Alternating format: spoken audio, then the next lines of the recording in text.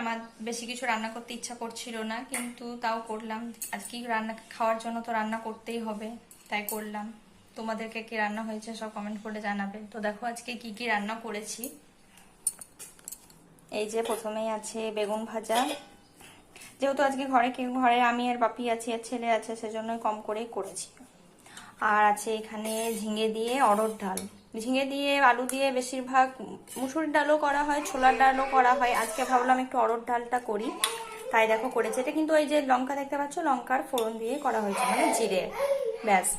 তারপর এখানে আছে এই যে অমলেটের ঝোল করেছি, অমলেট আর আলু দিয়ে ঝোল করেছি, একেবারে দিনের রাতের দুবেলারই হয়ে যাবে। তারপর আছে এখানে এই যে এখানে আছে ঢ্যাঁড়স সেদ্ধ, ঢ্যাঁড়স মাখা।